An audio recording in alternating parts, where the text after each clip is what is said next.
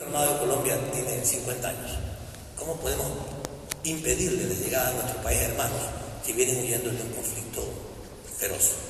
Así es que es parte de nuestra política migratoria no solamente atender a los ecuatorianos en el exterior, sino también atender a las personas que necesitan el refugio en nuestro país. Hoy en Colombia se desarrolla un diálogo de paz que nosotros, por supuesto, aplaudimos y esperamos que recibir en algún momento la maravillosa noticia de que el conflicto interno en Colombia haya concluido. Son muchos los logros de este proceso de transformación de la Revolución Ciudadana. Quería detenerme ahora en lo que tiene que ver con las políticas de recuperación de la soberanía nacional, el derecho a decidir por nosotros mismos, que significa para nosotros justamente soberanía nacional. Hemos volteado la vista que teníamos puesta en el norte, fuera de nuestros intereses y fronteras culturales, para ver ahora también al sur, al este y al oeste, sin dejar de ver a los países del norte, pero viendo también, teniendo una mirada completa. Hablando de América Latina, el Ecuador, como la mayor parte de los países de América Latina, estábamos de espaldas un país hacia el otro, y todos viendo hacia arriba, a ver si teníamos alguna oportunidad en Disney World de llevar a nuestros hijos, de venderles rosas, flores, camarones a los Estados Unidos y a Europa. Y parecía que el mundo no pasaba de allí. Esa era la política. Una política que yo digo, en lo fundamental, era una política mutilada. Era como tener un mapa mundi cercenado. Solamente existía Estados Unidos y Europa. Y dependíamos de ellos, y del Fondo Monetario Internacional, que representaba los intereses de las élites financieras internacionales y el Banco Mundial. Y estábamos siempre implorando, rezando para que se compadecieran de nosotros, invirtieran algo en nuestro país, nos dieran algo de tecnología, que compraran nuestros productos. Cuando estaba el Asia olvidada, abandonada, América Latina abandonada, Rusia abandonada, África desatendido totalmente por la política internacional en general y particularmente por la política comercial y productiva. Hemos incorporado nosotros una visión moderna de las relaciones internacionales, lejos de la bipolaridad que partió al mundo en dos hasta principios de la década de los 90 del siglo pasado. La multipolaridad es la característica fundamental de los tiempos actuales y de la política internacional del país. Por eso hemos dado prioridad a la integración de bloques regionales en las Américas y el resto del mundo.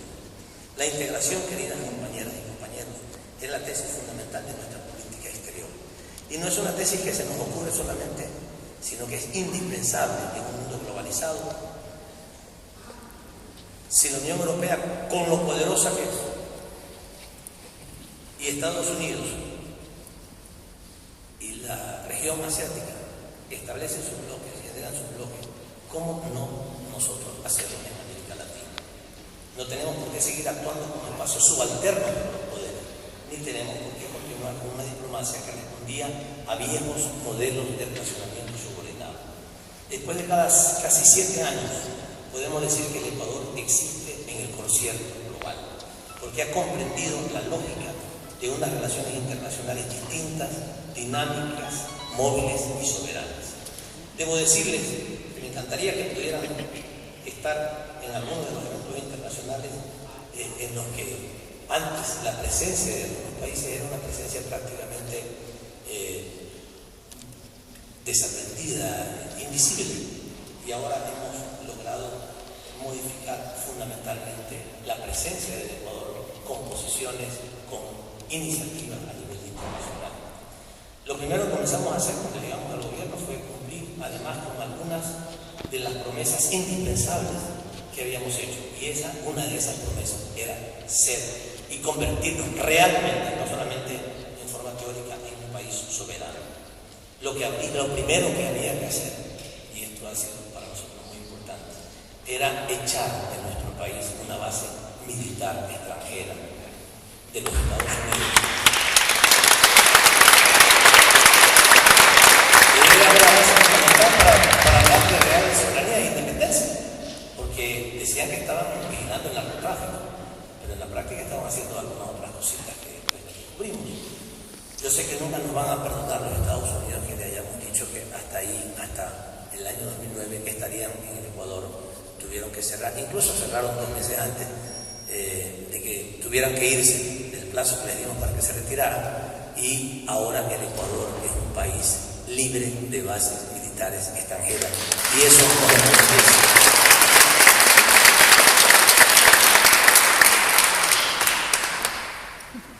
Después tuvimos que hacer algunas otras cosas que también eran parte de la dignidad y la soberanía de nuestro país. Debo decirles con vergüenza que algunos de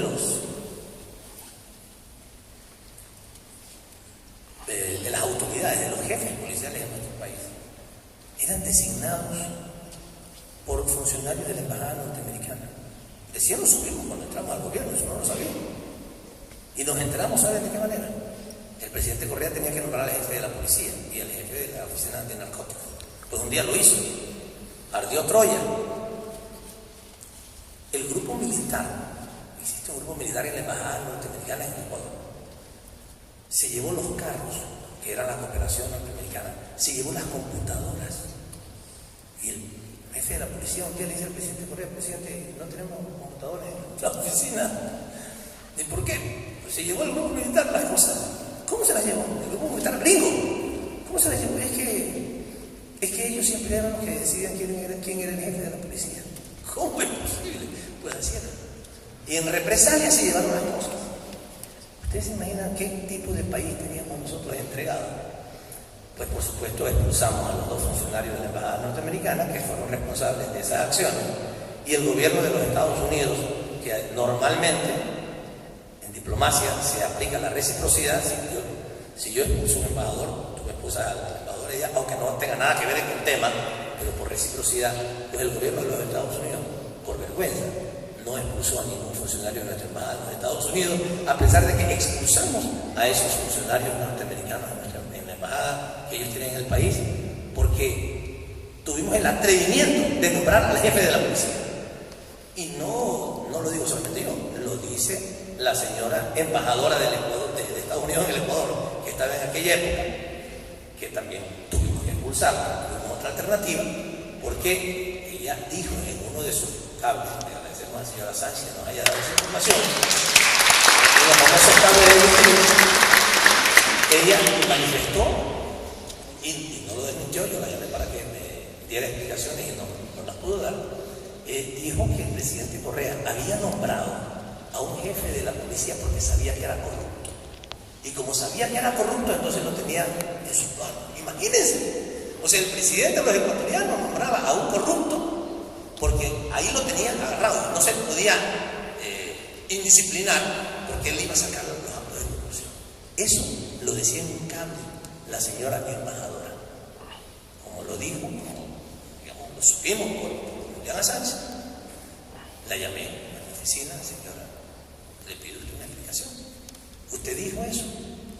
Yo no poder contestar esos temas porque la política de nuestro gobierno sobre los cables Wikileaks es no comentarlos. Muchas gracias, señora. Estaban aplaudiendo lo que dijo la señora. Señora, muchas gracias. Hasta luego. Cuando se fue a su oficina, consulté al presidente y me dijo: expúlsala inmediatamente. Y la expulsamos. Eso es parte también de la dignidad de un país, no solamente de pan y de pan, sino también de vida.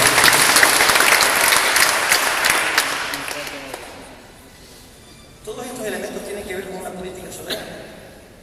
Si un país no se hace respetar, decimos el Ecuador, lo basurean, lo utilizan como un trapo de cocina, y eso lo hemos podido nosotros constatar con otros países y con nosotros mismos. Tenemos la posibilidad ahora de enfrentar con la frente en alto la política internacional. Y tenemos que recalcar algunos puntos, como los relacionados con la ciudadanía universal o el derecho internacional como norma de conducta, para lo cual demandamos la democratización de los organismos internacionales, una pelea, por supuesto, de largo plazo, muy difícil, y también la equitativa participación de los Estados al interior de estos. Estamos propiciando otro modo de ejercer la política exterior. Lo que sucede ahora es simplemente inaceptable. Estamos planteando cambios, con muchos otros países, en la conformación de la institucionalidad de las Naciones Unidas. Ya nos hemos acostumbrado. Ustedes pueden explicarme por qué 5 países del mundo tienen derecho a veto para tomar las decisiones más importantes de las Naciones Unidas. ¿Por qué? ¿Por qué Reino Unido tiene derecho al veto? ¿Por qué Francia tiene derecho al veto? Porque tiene una economía muy grande. O sea, eso le da derecho al veto. ¿Qué democracia hay? ¿Qué respeto hay por la existencia de los distintos estados? La declaración de que todos los estados tenemos la misma condición, el mismo derecho. Eso es puro cuento, pura teoría. Porque en la práctica, la Asamblea General se organiza para escuchar discursos y el Consejo de Seguridad se organiza para tomar decisiones. Y no solamente para tomar decisiones, el Consejo de Seguridad, si alguno de los 5 países no quiere, ni siquiera se discute el tema. Ya no se toma una decisión peor, simplemente veta el tratamiento del tema. Pues nosotros creemos que esto tiene que ser corregido y tenemos que trabajar intensamente en eso. Ya pasó la Segunda Guerra Mundial, alguien podría explicarse eso en su momento, pero ahora, en estas alturas, es un elemental sentido común y de acercamiento con la historia reciente, ¿no? Podría hacer comprender que el Consejo de Seguridad debería y podría haber veto, pero si estuviera conformado por representantes regionales. Entonces ahí está la Unión Europea, ahí está UNASUR o la CELAC de América Latina, ahí está la Unión Africana, ahí está la Unión de Naciones Asiáticas, y bueno, si ahí se produce un veto, estamos hablando de un veto de las regiones por algún problema fundamental, pero no puede ser que 5 países, por más grandes e importantes que sean, tengan derecho a veto. Es parte también de una política internacional. Nosotros tuvimos la oportunidad, yo diría el privilegio, de formar parte de una importante discusión para la conformación de la Unión de Naciones Suramericanas, un sueño también de los sudamericanos y de los latinoamericanos, que ahora está cumpliendo un rol muy importante en la región y a nivel mundial. Creamos entonces UNASUR, creamos el ALBA, un espacio de integración con mayor identidad política de un grupo de países de América Latina, y hemos creado la Comunidad de Estados Latinoamericanos y Caribeños, que es lo que nosotros vemos en el futuro, el sustituto de la OEA. Es la OEA menos Canadá y los Estados Unidos. Creemos que con Estados Unidos y Canadá nos pueden unir relaciones comerciales, podemos tratar y conversar muchos temas, hay que hacerlo, son países que forman parte del planeta y con todos ellos tenemos que tener relaciones, pero no tenemos identidad. Cada vez más en la OEA se resuelven las cosas, todos los países, con la abstención o el voto en contra de los Estados Unidos y de Canadá, porque evidentemente tenemos diferencias muy grandes. Hace poco, cuando el Reino Unido, en una lastimosa y vergonzosa actitud de quien estaba reemplazando en ese momento al secretario de Exteriores del Reino Unido, y nosotros le habíamos, estábamos estudiando el asilo a Julian Assange, se atrevieron a poner por escrito, que además de una actitud insolente, también es torpe, porque eso es una gran torpeza. Podrían haberlo dicho verbalmente y alguien podría decir que nos equivocamos en la traducción. Por escrito nos pusieron que si nosotros no le entregábamos al señor Assange, y estábamos todavía estudiando el asilo, si no le entregábamos al señor Assange, ellos entrarían a nuestra embajada a llevárselo. Una cosa impresionante. Bueno, llevamos eso, la respuesta del ALBA, de UNASUR, de CELAC, fue inmediata, pero no sabíamos qué iba a pasar con la OEA. En la OEA también tuvimos el apoyo de la OEA, por supuesto, con el voto, con la abstención de Estados Unidos y de Canadá.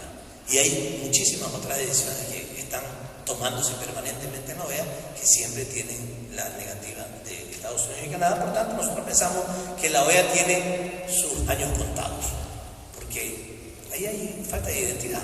En América Latina y en el Caribe hay mucha identidad, hay diferencias, por supuesto, no hay duda, pero hay muchísima más identidad que con la participación de estos dos países, a los que respetamos, por supuesto, como Estados, como países, pero que los niveles de identidad son cada vez más